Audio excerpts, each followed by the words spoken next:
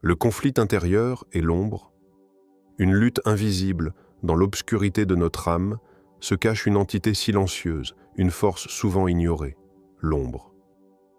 Carl Jung, l'un des plus grands psychologues du XXe siècle, nous invite à explorer ce concept qui demeure l'un des plus fascinants de sa théorie. L'ombre, selon Jung, représente les aspects refoulés de notre personnalité. Ces parties de nous-mêmes que nous préférons ne pas voir, celles qui nous déplaisent ou nous effraient, sont souvent reléguées dans les recoins les plus sombres de notre conscience. Et pourtant, elles ne disparaissent jamais vraiment. Que se passe-t-il donc lorsque nous rencontrons une personne qui semble, de manière inexplicable, réveiller cette ombre?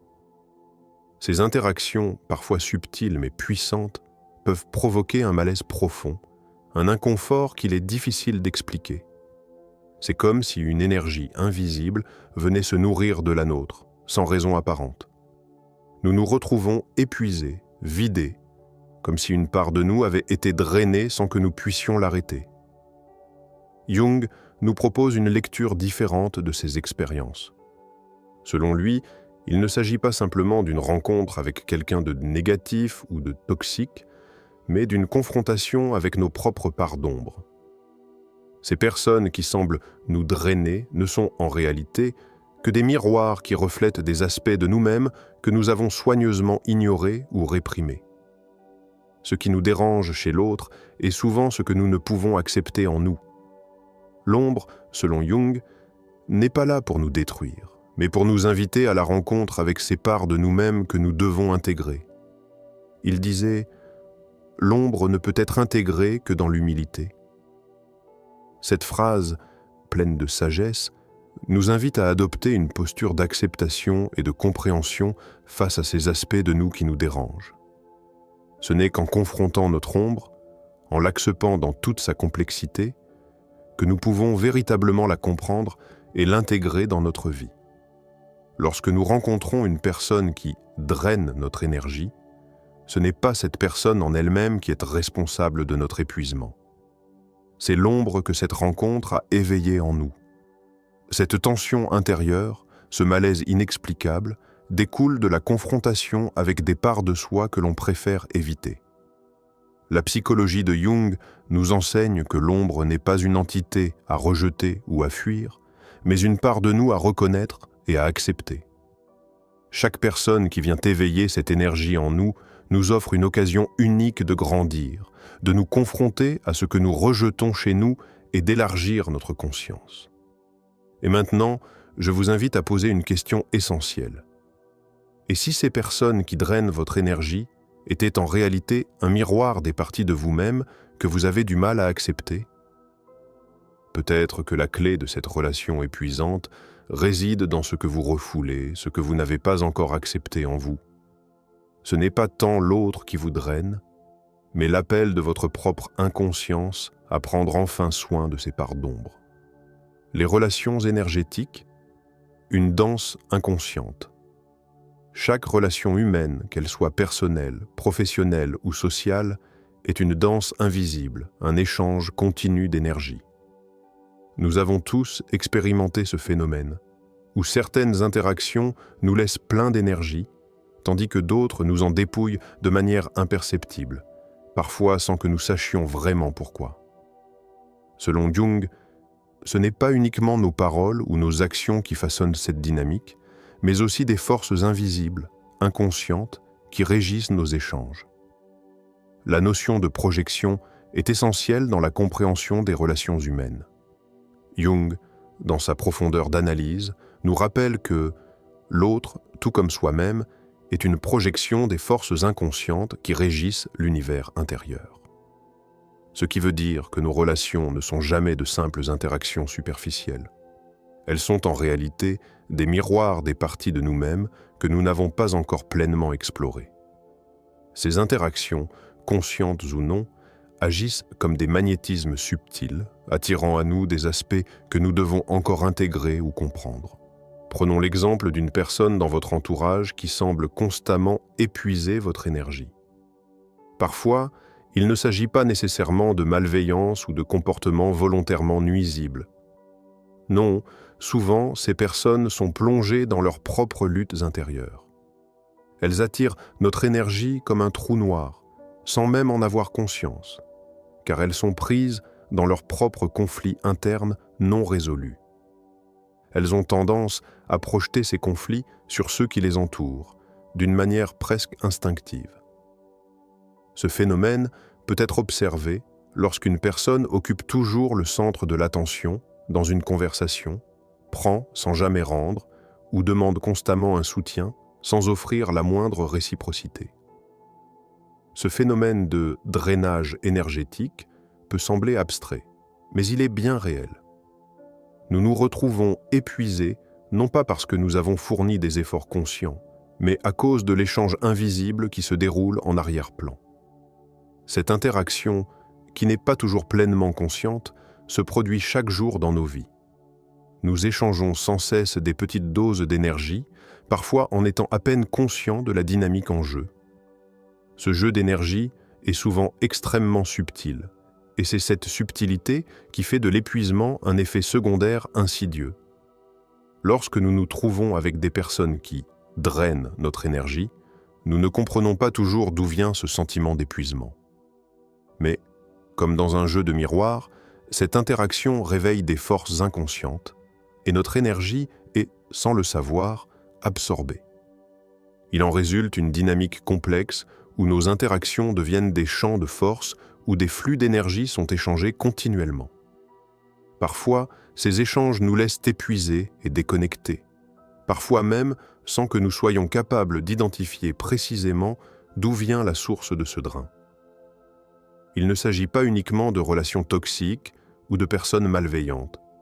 Il s'agit souvent de personnes plongées dans leurs propres conflits intérieurs non résolus et qui inconsciemment peuvent affecter notre propre équilibre. Comment percevez-vous la dynamique énergétique dans vos relations? Qui, dans votre entourage, semble constamment puiser dans votre réservoir sans jamais rien y laisser? Peut-être que la réponse se trouve dans la manière dont vous ressentez, inconsciemment, la présence de ces individus. Vous pouvez même être surpris de découvrir que ces échanges se produisent au-delà de ce que vous pouvez verbaliser ou expliquer rationnellement. L'importance de la conscience de soi, protégez votre espace intérieur. Dans le tourbillon des relations humaines, il est souvent difficile de discerner ce qui nous affecte et pourquoi. Nous avons tous rencontré des personnes qui nous laissent épuisés, parfois même sans raison apparente. Mais comment faire face à ces interactions drainantes de manière saine et productive? La réponse, selon Jung, réside dans la conscience de soi. Se connaître soi-même n'est pas une démarche superficielle, mais une exploration profonde de qui nous sommes réellement. Cela implique de reconnaître nos besoins émotionnels, nos forces, mais aussi nos vulnérabilités. À partir de cette prise de conscience, nous pouvons identifier les dynamiques qui nous affectent le plus. Ce n'est qu'à partir de là que nous pouvons commencer à établir des stratégies de protection. Lorsque nous devenons conscients de l'impact que certaines personnes ou situations ont sur nous, nous acquérons le pouvoir de choisir comment y réagir. Nous ne sommes plus simplement réactifs, mais proactifs dans la gestion de notre énergie. Jung disait « Celui qui regarde à l'extérieur rêve, celui qui regarde à l'intérieur s'éveille ». Cette citation incarne parfaitement l'idée que l'introspection est la clé pour comprendre ce qui se passe à l'intérieur de nous. Il est facile de se laisser emporter par les événements extérieurs, de se perdre dans les émotions et les réactions des autres. Mais, lorsque nous faisons l'effort de regarder à l'intérieur, nous découvrons un espace où nous pouvons prendre du recul, observer et, plus important encore, choisir notre réponse. Lorsque nous commençons à nous connaître de manière plus intime, nous devenons capables de poser des limites plus claires et plus saines. Mais il est essentiel de comprendre que poser des limites ne signifie pas rejeter les autres. Il s'agit de préserver notre propre espace vital, de protéger notre énergie pour ne pas nous laisser envahir. Ces limites sont les frontières invisibles qui permettent de créer un équilibre entre notre ouverture aux autres et la préservation de notre paix intérieure. Cela ne signifie pas se couper des autres ou devenir insensible aux besoins des autres, mais plutôt trouver un moyen de maintenir une énergie saine, équilibrée et bienveillante.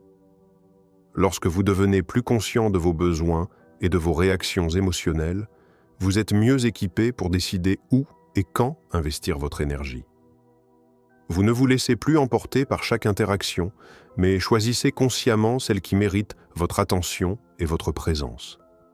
Comment pouvez-vous renforcer vos frontières émotionnelles afin de protéger votre énergie tout en restant ouvert aux autres?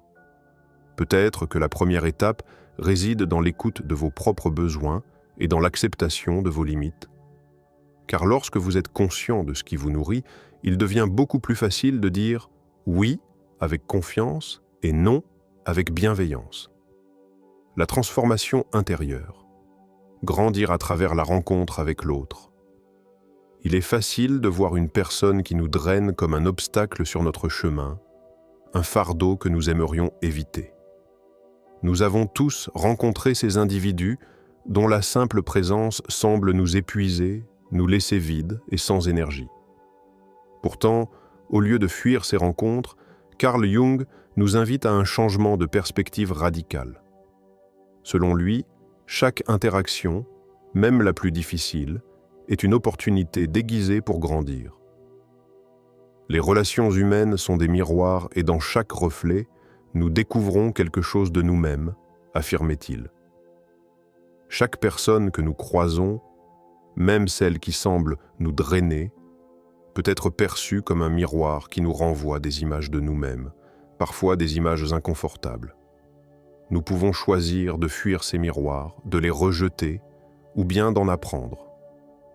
Ce sont ces moments de confrontation avec nos propres limites, nos vulnérabilités et nos faiblesses qui nous offrent la plus grande possibilité de transformation.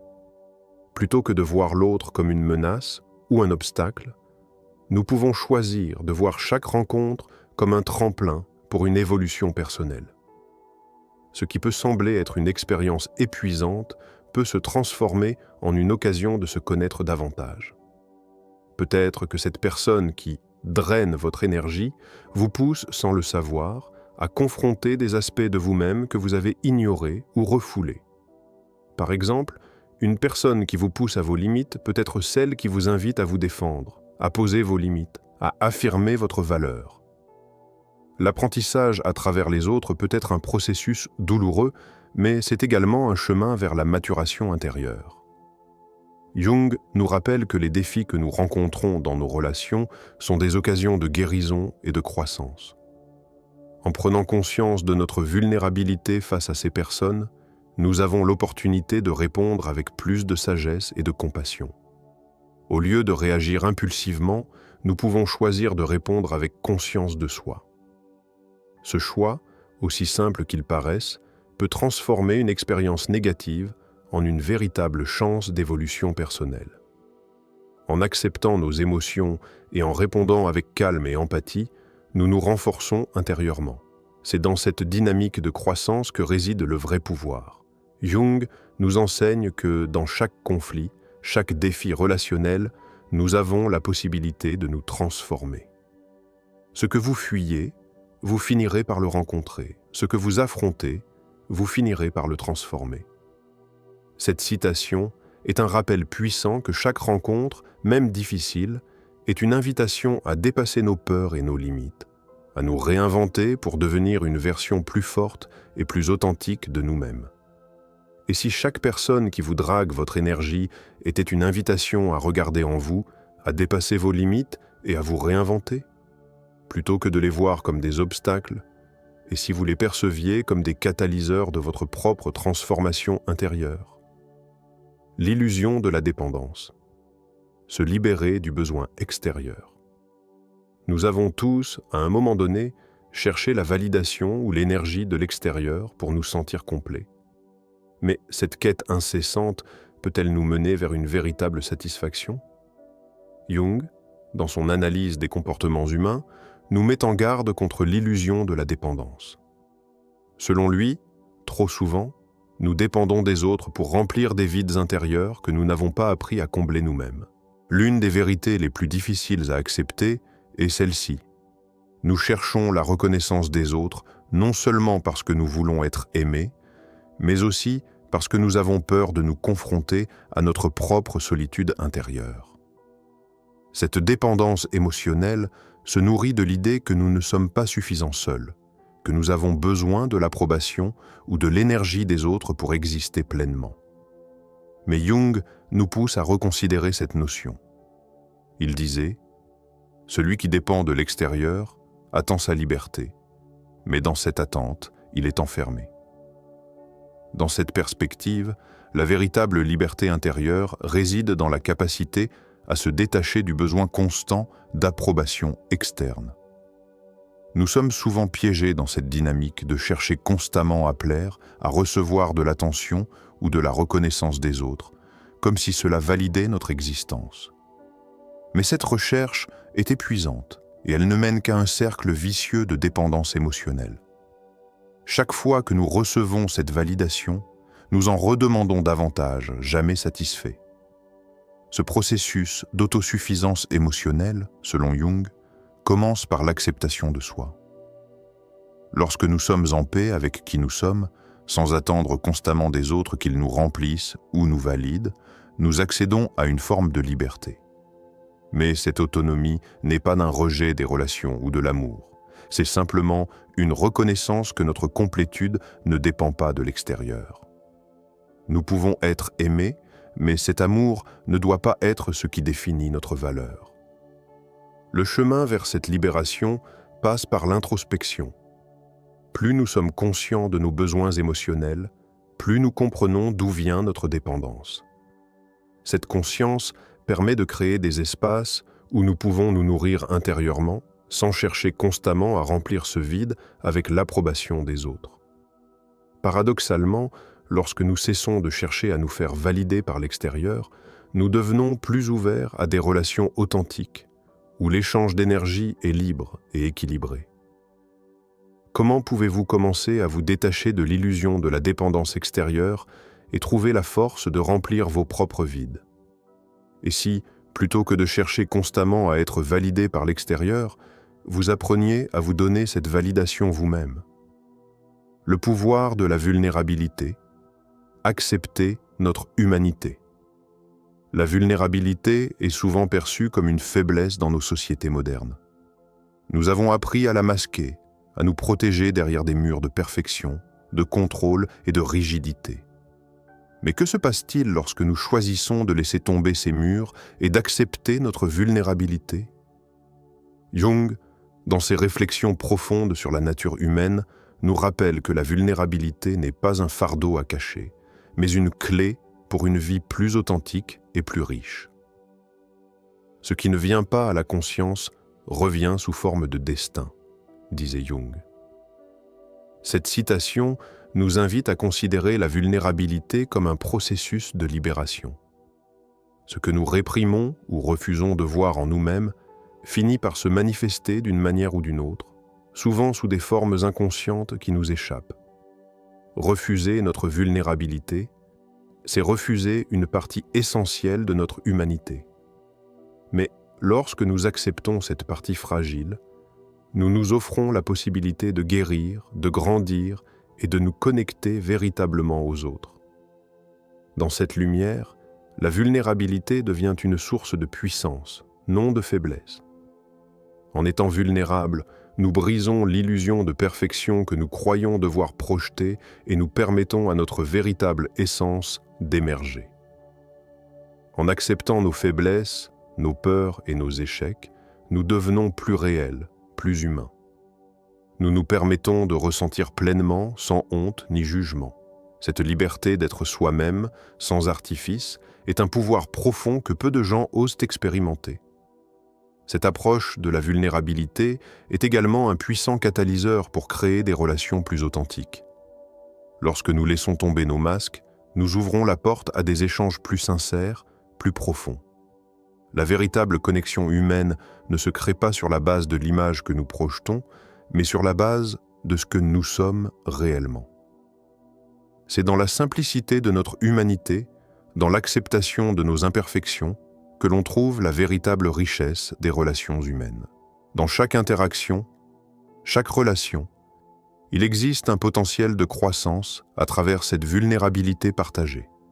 Lorsque nous nous permettons de nous ouvrir aux autres sans crainte de jugement, nous nous offrons un espace de transformation, à la fois pour nous-mêmes et pour ceux qui nous entourent. L'authenticité est le terreau de la véritable connexion, et la vulnérabilité est l'un des moyens les plus puissants pour y accéder. Et si la clé de votre évolution personnelle résidait dans l'acceptation de vos vulnérabilités? Et si, au lieu de cacher vos imperfections, vous choisissiez de les embrasser, de les partager et d'en faire une source de puissance intérieure? La résilience face à la douleur, transformer la souffrance en force. La souffrance fait partie intégrante de l'expérience humaine. Nous avons tous traversé des moments difficiles, des épreuves qui semblaient insurmontables, des périodes de douleur émotionnelle ou physique qui nous ont laissés fragilisés. Cependant, Carl Jung nous invite à repenser la souffrance. Au lieu de la voir comme une simple épreuve à endurer, il nous encourage à la considérer comme une opportunité de transformation. La douleur, lorsqu'elle est vécue avec conscience, peut devenir une source de force et de résilience. Les blessures sont là pour nous enseigner des choses que nous ne pouvons apprendre autrement, disait Jung. Cette vision radicale de la souffrance remet en question notre tendance naturelle à l'éviter à tout prix. Nous cherchons tous à fuir la douleur, qu'elle soit mentale, physique ou émotionnelle. Mais, paradoxalement, c'est à travers cette douleur que nous pouvons réellement grandir. Elle devient le creuset dans lequel nous forgerons notre caractère et notre sagesse. Jung voit la souffrance comme une forme de confrontation avec nous-mêmes. C'est une occasion de nous voir tels que nous sommes vraiment, sans les illusions et les masques que nous portons habituellement. C'est lorsque nous sommes confrontés à nos limites, à nos vulnérabilités et à nos peurs, que nous pouvons réellement commencer à nous connaître. La douleur est souvent ce qui nous pousse à nous dépasser, à remettre en question nos croyances et nos actions, et à trouver des réponses plus profondes aux questions existentielles qui nous hantent. Mais la souffrance n'est pas qu'un moment difficile à traverser, elle est également le vecteur de notre transformation. Elle nous apprend la patience, la persévérance et la capacité à rebondir après l'adversité. Chaque épreuve que nous traversons peut devenir une pierre angulaire sur laquelle nous construirons une version plus forte de nous-mêmes. Le processus de guérison qui découle de la souffrance nous permet de transcender nos blessures et d'en sortir plus sages, plus solides et plus déterminés. La résilience ne se résume pas à la simple survie face à la douleur. Il s'agit d'utiliser cette douleur comme une source d'énergie pour avancer. Chaque cicatrice, qu'elle soit physique ou émotionnelle, devient le témoignage de notre capacité à surmonter les obstacles. Lorsque nous apprenons à transformer la douleur en force, nous découvrons un potentiel insoupçonné en nous. La souffrance cesse d'être un fardeau et devient le moteur de notre épanouissement personnel. Et si chaque épreuve douloureuse était en réalité une invitation à découvrir la force que vous portez en vous?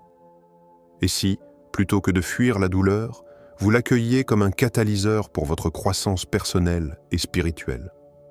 L'art de lâcher prise, libérer son esprit et son cœur. Il y a une sagesse particulière dans l'acte de lâcher prise, une pratique essentielle qui nous aide à nous libérer de l'emprise des choses, des émotions et des personnes qui nous alourdissent. Mais qu'est-ce que cela signifie vraiment de lâcher prise? La société moderne nous enseigne souvent à garder le contrôle, à lutter pour chaque petite chose, à nous accrocher à nos désirs et nos attentes. Pourtant, Carl Jung nous invite à repenser cette notion de contrôle, à reconnaître que souvent le plus grand pouvoir réside dans notre capacité à relâcher, à abandonner l'attachement excessif aux résultats, aux événements et aux attentes. Lâcher prise, selon Jung, ce n'est pas un acte de renoncement passif, mais un geste de force intérieure. Il nous enseigne que nous pouvons trouver la paix en acceptant ce qui est, sans essayer de forcer les choses. Cette capacité à lâcher prise est un signe de maturité psychologique, un moyen de nous libérer des chaînes de l'anxiété et de l'insatisfaction constante. Quand nous lâchons prise, nous nous permettons de vivre pleinement l'instant présent, sans être constamment paralysés par des pensées du passé ou des craintes pour l'avenir. Jung disait « Ce que nous ne pouvons changer nous transforme, ce que nous acceptons nous guérit ».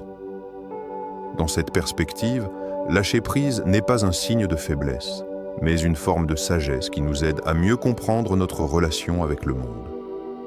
En cessant de lutter contre ce qui échappe à notre contrôle, nous découvrons une forme de liberté intérieure qui nous permet de nous adapter plus sereinement aux changements de la vie. Cela ne signifie pas de se résigner, mais de prendre un recul constructif, d'observer les choses sans jugement et d'accepter ce qui est. Le lâcher-prise est aussi un acte de confiance en soi et en la vie elle-même. C'est reconnaître que nous ne pouvons pas tout contrôler et qu'il y a une force plus grande en nous qui nous guide, même dans les moments d'incertitude.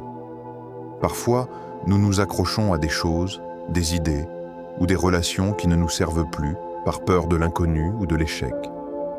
Mais il est essentiel de comprendre que, pour grandir, il était nécessaire de laisser aller ce qui ne nous soutient plus, ce qui nous empêche de nous épanouir. Le lâcher-prise permet d'ouvrir de nouveaux espaces dans notre esprit et dans notre cœur, des espaces où l'on peut accueillir la nouveauté, la croissance et la transformation. L'acte de se détacher n'est pas seulement psychologique, il est également physique et émotionnel. Il s'agit de libérer les tensions accumulées, de faire le vide pour faire de la place à de nouvelles possibilités. Lâcher prise permet de se libérer des liens invisibles qui nous retiennent dans un état de stagnation. Ce processus de libération nous aide à alléger nos pensées, à apaiser nos émotions et à ouvrir notre cœur à de nouvelles perspectives. Et si, au lieu de tout contrôler, vous choisissiez de lâcher prise et de faire confiance à la vie, de vous ouvrir à l'incertitude et à la transformation, que se passerait-il si vous cessiez de vous accrocher à ce qui vous pèse et que vous permettiez à votre cœur et à votre esprit de respirer librement? En fin de compte, Carl Jung nous offre une perspective profondément humaine sur les relations et les dynamiques énergétiques. Ce que nous vivons dans nos interactions n'est pas toujours le fruit du hasard. Parfois, il s'agit simplement de rencontrer des parties de nous-mêmes que nous avons négligées ou ignorées. Se connaître soi-même, c'est aussi se préparer à comprendre les autres et ainsi protéger notre énergie tout en grandissant avec eux. Si cette vidéo vous a inspiré, prenez un moment pour réfléchir à vos relations et comment elles vous affectent. Partagez vos réflexions dans les commentaires ci-dessous et abonnez-vous pour d'autres explorations fascinantes de la psychologie humaine.